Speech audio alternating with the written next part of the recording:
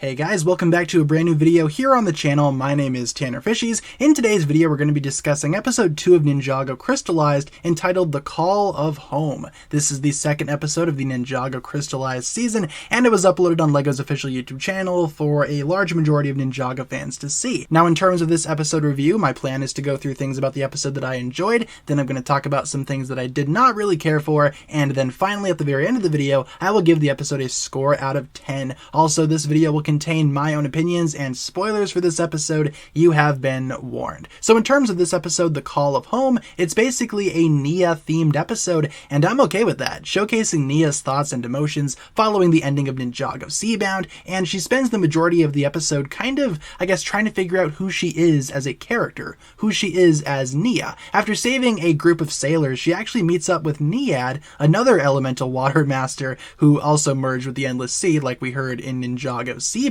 and they kind of interact for a little bit. Nia is still unsure about who she is, but then finally, Nia, after seeing some of the memorial pieces put together by Ninjago City citizens, discovers who she is once again, and promptly races to the lighthouse to try to find Jay, and I loved just how tragic that was. Nia, of course, remembering who she is awesome, and of course, frantically making her way to the lighthouse to try to find Jay, ultimately with no success, is pretty interesting to say the least. It hit me pretty hard, I will say, especially considering just how messed up Jay was about the entire thing in the previous episode. In terms of other stuff that I enjoyed about this episode, I liked seeing the interactions between Nia and Niad. I like how Niad is just kind of clueless to everything and Nia's trying to fill her in as to what exactly is going on. It seems like Nia is kind of the first water master to ever have something like this happen, where she eventually does figure out who she is again, and I liked seeing their dynamic. I also liked how Nia pieced together what exactly she needed to do in order to return to her normal life, of course losing her elemental power, that is, and I imagine we're going to be seeing that playing out in a future episode.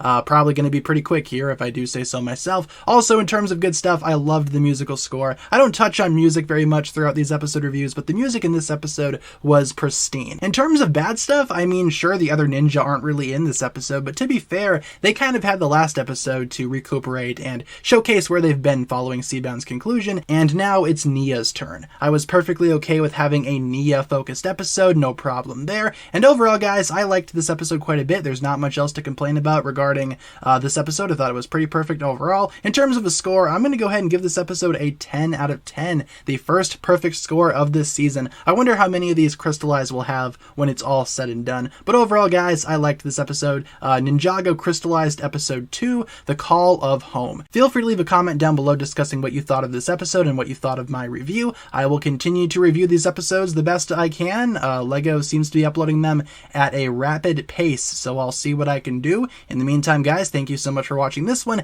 and I hope you enjoyed. Thank you all so much for watching, and I will catch you guys in the next upload. Peace.